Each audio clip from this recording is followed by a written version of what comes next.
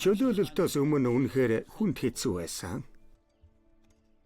Яг манай энэ тосгоны хүмүүс ихэнх нь өмсөх өмдөчхүү байлаа. Бидний гэсэн хоолгүй, өглөө юм идчихвэл өдрийн хоол байхгүй. Өдөр хоол идчихвэл оройн хоол байхгүй. Шөндөө яаж унтна гэж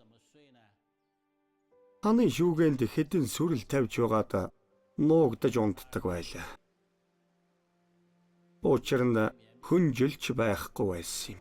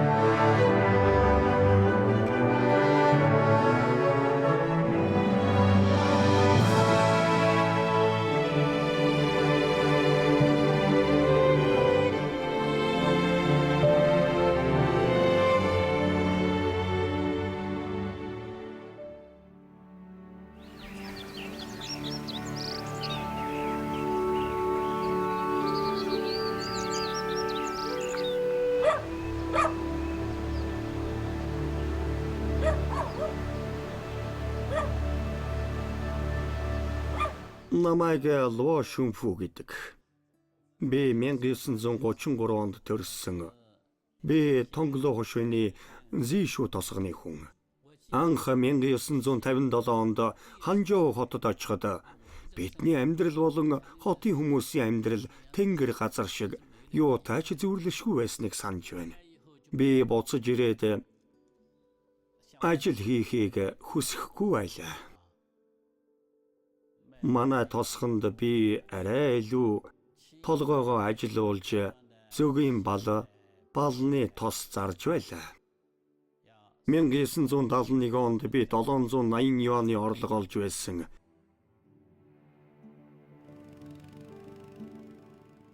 Энэ мөнгө нь 3-аас 4 хүний хөдөлмөр зарцуулж олох мөнгө л дөө. 1986 онд би тосгоныхоо анхны 10,000 юантай айл болсон. Тэрв чи ядуу бол бүүэ, мөнгөгүй бол тархиа ашиглан мөнгө олж амьдрах хэрэгтэй.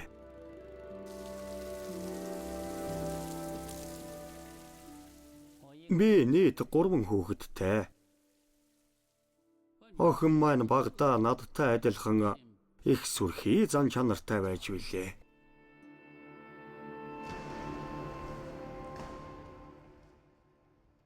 Нэгч таних хүн алга. Тэднийг би ерөөсөө танихгүй. Энэ бүгдийг бид нар босгосон юм. Тэгээд энэ хിവэр нь дараагийн үеийнхэн маань хүлээж авсан. Манай офсыг дэнгдэгэнийхэнтэй харьцуулах аргагүй л дээ. Тэднийх нэлээд өндөр зэрэглэх л дээ. Энэ манай төв хэлцээний тухай оны нэгдсэн хурлын үеийн зураг байна.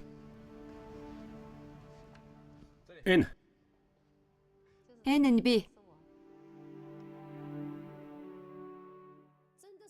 Үнэхээр ийм жаахан хэсэг байхаас нь эхлээд ийм том болтол нь боожулсан байхгүй юу? Төв компани манайхыг их ханшаар худалдаж авах үед яг л охиноо өсгөж том болгоод өөр хүнтэй гэрлүүлж байгаа юм шиг уйлаад л салж ядаж байсан шүү. Тэр нэг өдөр мод огтлохоор явахдаа замдаа унаад шүдэ хугалчихсан юм. Тэгсэн ч гэсэн цаашаа яваад мото аваад ирсэн. Тэрний тэр шаргуу зан чанарыг би их биширдэг юм. Би багасаа л заавал эндээс явна. Хотод очиод ямар ч хүнд ажил байсан хийн. Гол нь энд хөдөө ууланд үлдэхгүй юм бол болох нь тэр гэж боддог байлаа. Тэр үед миний охин ганцаараа тэгж бодоогүй л дээ. Тосгоны залуус бүгдээрээ л явахыг хүсч байсан юм. Манай доод үеийн Чиндэжүн, Чиндэлянг, Дэндэгэ эднэр бол сайн найзууд. Тэр үед бид нэр 17-8-тай залуу хүн байсан. Бүгдээрээ л хэн эндээс явах боломжтой болсон бусдыгаа татаж гаргана гэдэг байлаа. Дэндэгэнийг би мэднэ л дээ. Тэднийг их ядуу байсан болохоор хинч тэрнийг тоодгүй байл. Энэ архины лонх энэ их олон жил болоогүй юм байна. Энэ болохгүй гэж үү? Зургийг харалтаа үнэхээр нарийн хийцтэй шүү дээ. Гар хийцэх гэдэг нь бол тодорхой байл да. 1500 гэж битгий хэлээ. 500 гэхгүй. Яг 600 өгье. Манайхыг ядуу байсныг мэдэхгүй юм гэж үгүй. Хүнд дорд үзэгдэх тэр харц ямар гэдгийг та мэдэхгүй л бахал та. Тэр үед хүсэл мөрөөдөл гэвэл надад байлаа. Би нэг л өдөр Хонконгийн Ли Жиачин шиг хятадын хамгийн баян хүн болно гэж хэлэхэд хүмүүс намайг дооглож байсан. Ядуу бол хүсэл мөрөөдөл гэж ярих эрэхгүй. Тиймээс ядуу гэдгийг би л өөрчлөх ёстой.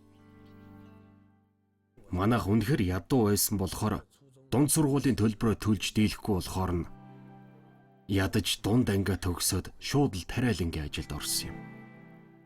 Олон ажил хийсэн ч нөхцөл байдал дээрдэхгүй л байлаа. Би нэг жижиг радио аваад ажил хийж байхдаа тэрүүгээрээ найдварын талбар хэмээх нэг аятайхан нэвтрүүлэг сонсдог байлаа. Тэрүүгээр байнгал шин соргог зүйлс ярьдаг байсан юм.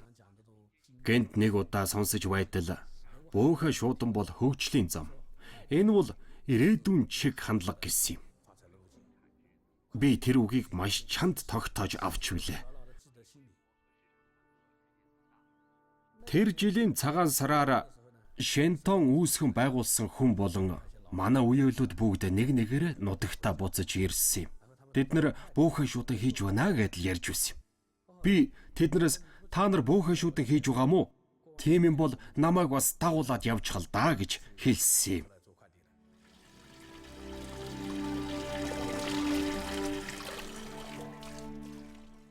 Тэгээд шинийн 6 гэхэд би Чиндэляныг дагаад тэдэнтэй хамт бөөхөн шуудан хийж эхэлвэ.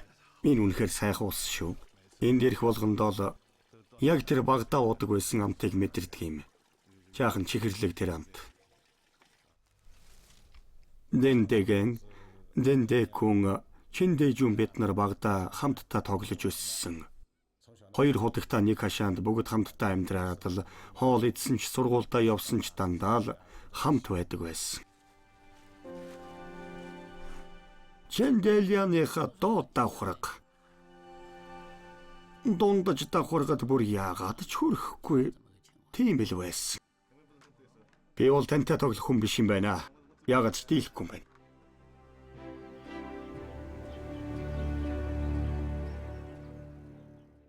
Тэр үед манай зээшүү тосхон үнэхээр буурай байсан юм.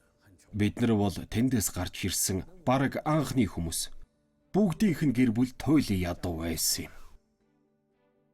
1999 онд Чиндэжүн хамгийн анх явсан. Тэр Шанхайд буйхай шуудын хийхээр явсан юм.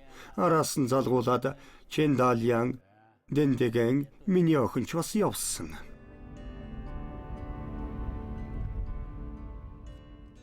Явах үед надад байсан 50 юан. Тонлугээс Шанхай орох автобусны нэг талын зардал байсан. Тухайн үед Шанхайд Бүхэ шуудан хийх бол их амархан байсан. Нэг цүнх, нэг ундаг дугуй, нэг пейжер, нэг суурин утастай бол 2-3 хүн нийлээд л хийчихнэ. Бүхэн хүргэлт хийдэг байсан эхний үед бол бүгд дугуй ундаг байсан.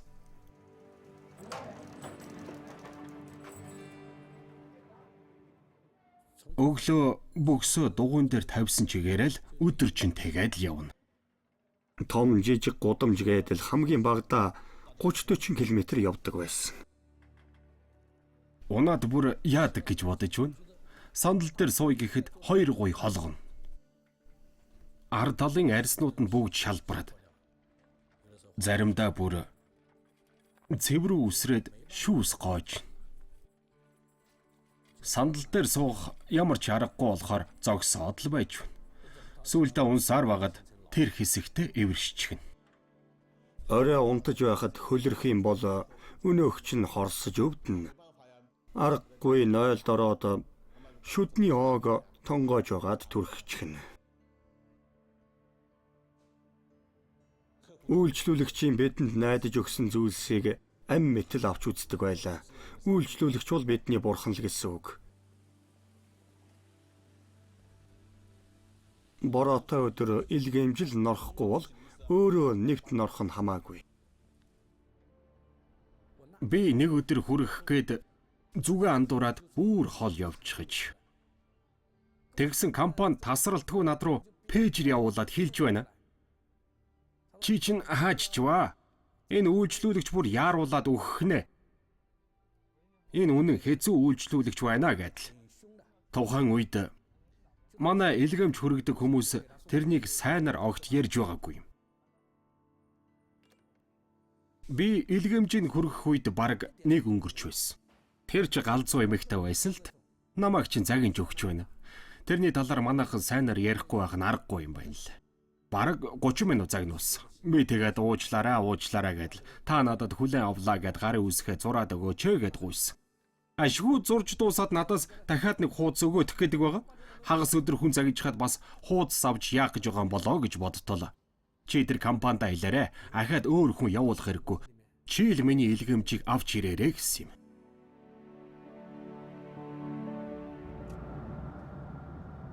Биднийг чаншаад ирэхэд ийм өндөр байшингууд байхгүй байсан юм. Одоо бүр өөр болжээ. Өмнөх уулзуурт хүрээд зүүн гар тийш хэрэгнэ үү? Зүү иргэн гинүү? Би уг нь энд 4 жил амьдарсан юмсан бүр мартчихжээ. 98 он гэдэг чи одоо бүр 20 жилийн өмнө юм байна. Пошин 9-р байр. Энд өмнө нь ажилтнууд амьдардаг байсан. Давхар ортой байсан баха. Би яг энэ өрөөнд амьдарч байсан юм. Шуудангийнхан дандаа энэ хаалгаар орж ирж шалгана. Бид нарыг ээлгээж хүргэхийг зөвшөөрсөн ч бичиг баримт зөөх зөвшөөрөлгүй байсан юм. Тэдний зөвлөдөө бид нарыг шалгах нь. Тэр үед би их аимхай байсан. Эсэргүүцэл үзүүлж чадахгүй штэ. Хэрвээ эсэргүүцэл үзүүлвэл торгуулна. Хэдий дотор нь бичиг баримт байсан ч үнэнчээр нээж харуулад л. Яста нэрэ. Тэгээд нэг торгуулах юм бол 30-аас 50 мянган юанаар торгуулна. Хоолойч авч идэж чадахгүй ээжж торгуулчаар бүр унтаж чадахгүй. Үнэн дээр тэр үеийг яаж туулж ирснээ ч мэдэхгүй л байх шүү. Би тэр үед бас их том зүйлийг хийхийг хүсдэг байсан. Хинч юу н хуваараа хүргэлт хийхийг ойлгодог байсан. Бүгд л шууданд ханддаг байсан юм чинь. Бид нараа үнэхээр найдвартай бас үйлчлүүлэгчдийн хувьд тэднийг хурдан шуурхай илгээмж авахыг бас үнэн нь шуудангаас хямд байхыг л бодож байсан. Би ахлах сургуулиа төгсөөд үйлдвэрт ажиллаж байхдаа хүмүүс яаж үйлчлүүлэгчтэйгээ харилцдаг, яаж бизнесээ явуулдаг талаар бодож байлаа. Гэтэл нэг утас тосох ажил хийдэг нэг охин байсан юм л да. Дотор талын өрөөнд нэг утастай, гадна хүлээлгийн өрөөнд бас нэг утас байсан. Дуудлага ирэх үеэр би утсыг нууцаар зэрэг аваад тэрний хүмүүстэй хэрхэн ярилцахыг чимээгүй сонсоод л ингэж байж л би сурсаар Дараа нь өөрөө бас энийг хийж байна.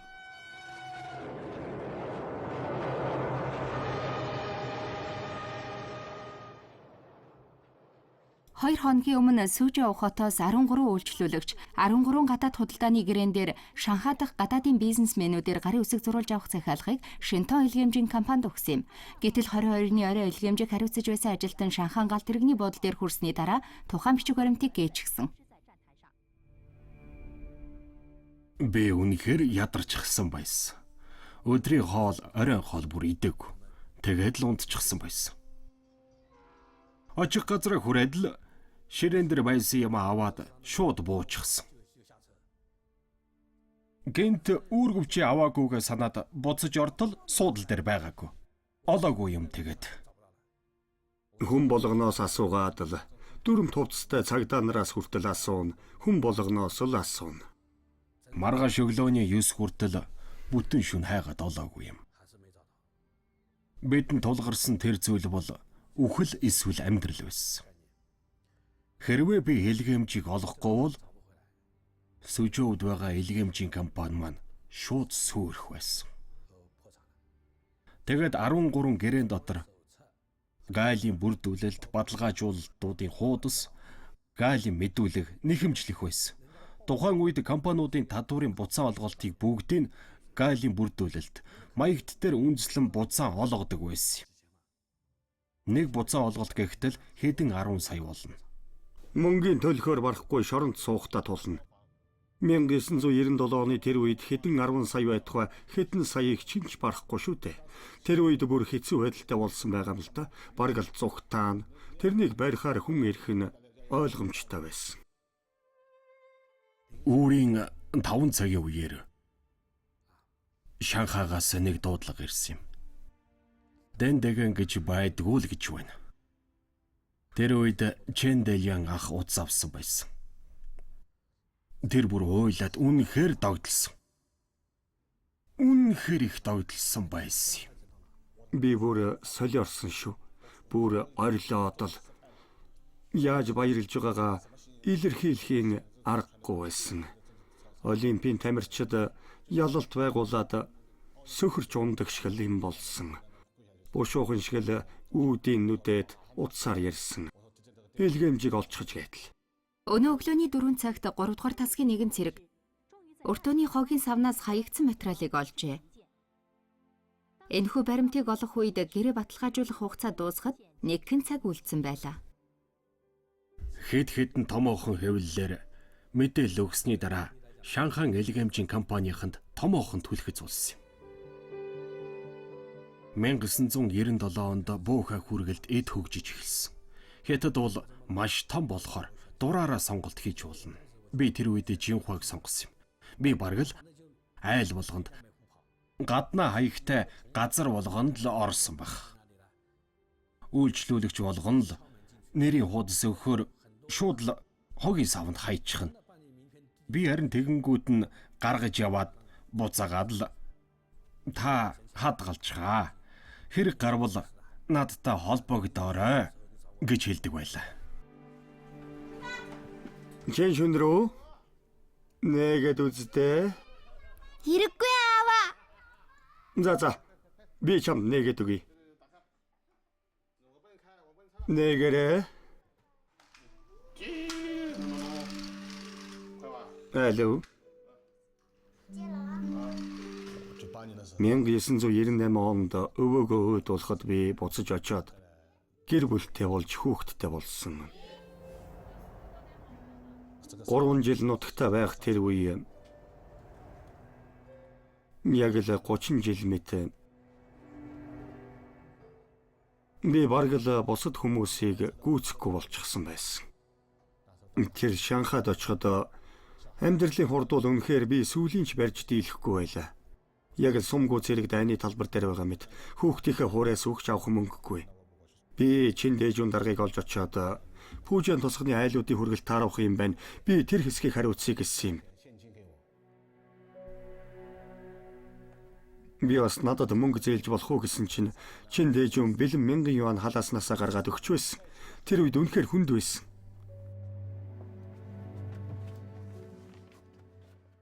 Шанхайд багш бид хоёр өдөрт 5 юанаар нэг хоол авна. Нэг савта усыг 1 юанаар. Усныхаа савыг хаяхгүй. 1 юан хэмнэхийн тулд үйлчлүүлэгчийнхаа гадаа очоод үнгүй уснаас нь дүүргээд авна. Гэвсүүлсгөр хүний идээгөө орхисон хоолыг олж идээд л тэр үед мөнгө ховор байсан болохоор зээлнэ гээд ч зээлж чадахгүй. Идээгөө орхисон гомын будааг нь олоод л идэнэ. Хэн би?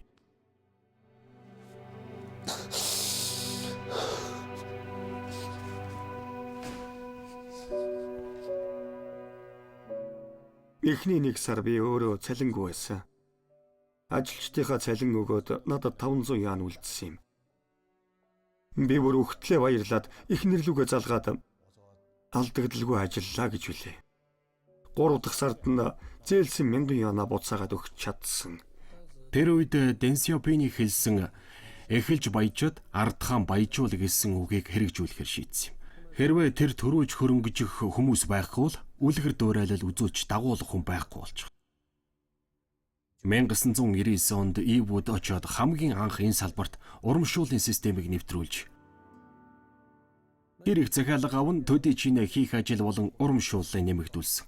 Энэ бизнес тэр дорол оргилсон булаг мэт болж бүр Ивугийн ихэнх хагас нь манайх руу ирж байлаа. Намайг хаанч очсон шуудангийнхан бас дагаад л заргалддаг. Бид нарыг 3 дахь газраа эхлүүлж байхад шуудангийнхан аажмаар чимээгүй болсон. 4 дахь газраа эхлэх үед улсын шуудангаас биднийг дэмжиж эхэлсэн. Бөөхө хүргэлтийн нөлөө тэр үед эд тэлээд томорч байсан.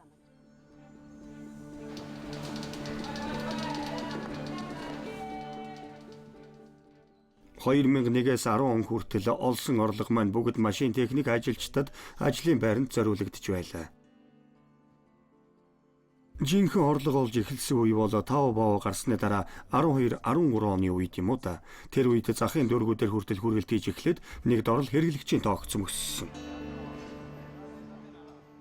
Ажил их урагштай сайн байгаа шүү.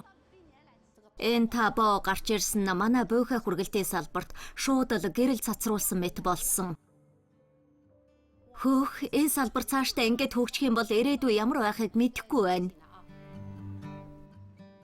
Хүний газрыг түрээслэх нь зохимжтой санагдаагүй тул би тэр даруй газрыг өөрөө худалдаж авахар шийдсэн. Би яваад газар авнаа л гэсэн. Би альч салбарт ажиллаж байсан бусдаас илүү сайн ажиллаж, ололт амжилт гаргаж чадж байвал гэртээ харихтаа ч гэсэн гэрэл гээгээтэй байж хүмүүс хүртэл өндрөөр үнэлнэ шүү дээ. Өнөөдөр Дэндэгний компаниг Ивуд очиж үзнэ. Өдөрт 2 сая илгээмж хүргэлтээр гарч байна. Тэрнийг яаж зохицуулж, яаж хийж байгааг очиж үзнэ. Бидний энэ нэвтрүүлсэн зүйлс бол энэ салбартаа хэдэн тэр бумаар үнэлэгдэх бүтээл. Энэ жинлэгч давцанг бид нар камертаа холбочихсон байгаа л да. Би чамд ингэж хэлэхээр ойлгохгүй хэл та. Өмнө нь бид нэр уншигч буу хэрэгэлж байсан. Бид нар өмнө хэрэгэлдэг байсан уншигч буугаар цагт 600 ширхэг илгээмж уншуулж байсан. Одоо энийг хэрэглээд цагт 3200 илгээмж уншуулж байгаа. Би олон хүргэлтийн компаниг очиж үзсэн. Зөвхөн энэ лифт гэхэд машин хүртэл өргөнө. Хөөх. 4 метрийн өндөртэй машин ч гэсэн орхон байж штэ. Чи яаж бодож олов? Чичирхэд тавцангаас эхлээд хуваарлагч машин, робот гээд бүгдийг хийсэн нь би өөрийнхөө туулсан замда уул мөрөө үлдээж байгаа нь энэ насаа дэмий өнгөрөөг мэл харуулж байна. Энэ л миний төсөөлж байгаа жаргалтай амьдрал юм да.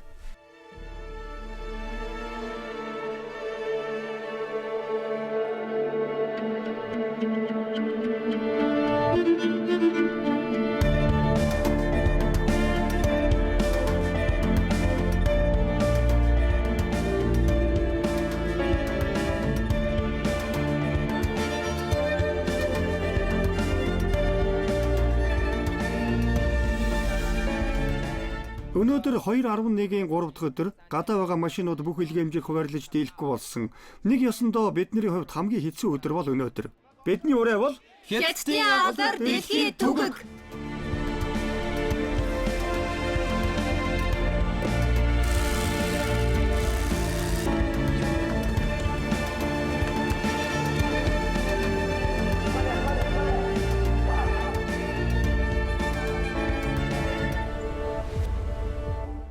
улс орон маань өөрчлөлт шинжилэл хийгээгүй бол бидний орон зай гэж байхгүй байх байсан. Улсаас ийм сайхан бодлого хэрэгжүүлсний үр дүнд бид үлдэж чадсан. Тэсэж үлдсэн буухай хүргэлт маань одоо ган төмөр шиг хэрэгцээтэй зүйл болсон. Яг л хоол идэж ус уухтай адилхан.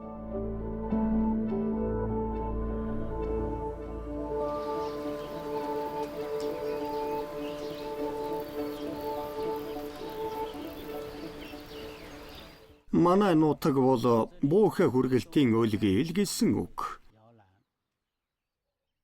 Хамгийн анх буухай хийсэн хүмүүс маань бүгд л чинэлэг болсон. Навчс унаад үндсэндээ үлддэг шиг хаан төрн тэндэл харьяалагдана шүү дээ. Бид хэдийгээр Хуананд 20 жил болсон ч гэлээ өтөлхөөрөө нутагтаа буцнаа л гэж боддог. Бид ирчихлээ. Бууравөө гэрээ алуу. Инэгээрээ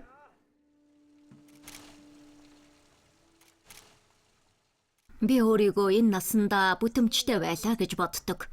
Одоо бас нас жаахан явсан болохоор гэртэл амрыг гэж бодох болсон. Одоо залуучуудын ээлж ирсэн шүү дээ. Тэд хийг. эрхэм гэж бичиж байгаа юу? Энэ бичгэд их амархан. Али бинийг бичээд хий.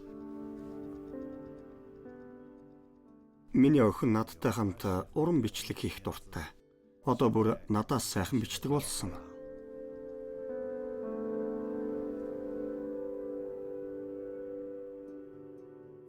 Уран бичлэг тэрэнд амьдралд мөнгө олохоос илүү чухал зүйл байдгийг ойлгуулдаг. Хятадын түүх болон уламжлалыг сурах нь маш чухал зүйл. Би тэрнийг энэ бүхний уламжлан авч яваасай л гэж хүсдэг. Манай хүүгийн үеийнхэн яг л энд өсөж том болсон. Тэд ч их хайртай. Ач нар бол энд өсөөгүй болохоор сэтгэл нь энд татагдахгүй юм да. Ахаад 20-30 жил өнгөрвөл манай энэ нутгийнхан бүр цөөрнө. Учир нь дараа үеийнхэн нь буцаж ирэхгүй юм чинь. Хэн нутгаа бодохгүй байж чадах вүлээ? Бага насны дурсамжуудаа орхих гэж үү? Хэн өчигдрийн зовлон бидний баяр хөөргийг авч явахыг харж төвчхөвдөө.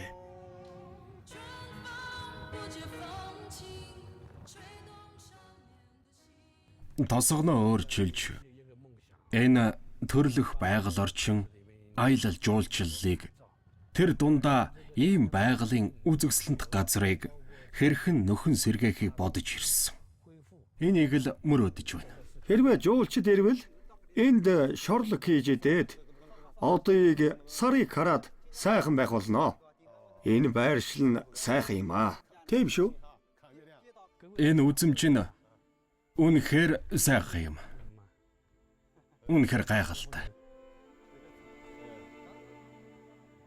Бид нэр амьд байх хугацаанд тосгоноо хөгжүүлээд хүмүүсийг энд цуглуулбал бидний хойч үеийнхэн бас буцаж ирдэг болно гэж би боддог юм.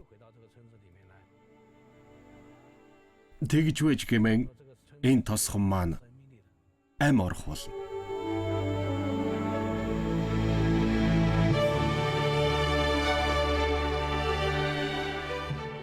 Хятадын хувийн буухай хүргэлтийн салбар эндээс л эхэлсэн. Бид бүхэн хамтдаа хүнд хэцүүг даван туулж нэг нэгэнтэй туслан харилцсан итгэлцсэний үндсэн дээр л хамтдаа босч ирсэн.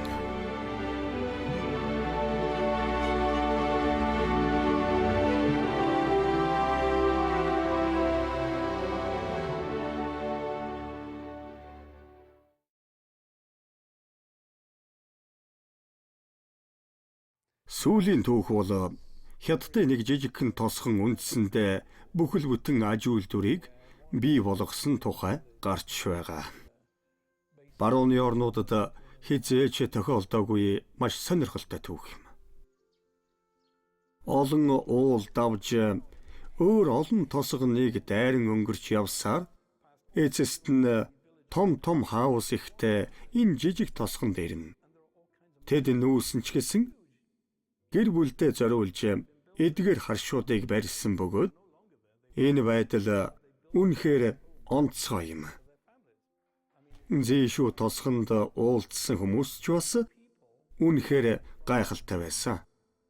Эдгээр хүмүүс амьдралынхаа турш бие биенээ дэмжиж ирсэн нь хятадуудын генээс улбаатай байдаг байх. Бүх тосгоныхон хамтдаа баян чинэлэг болоход энэ л нөлөөлсөн.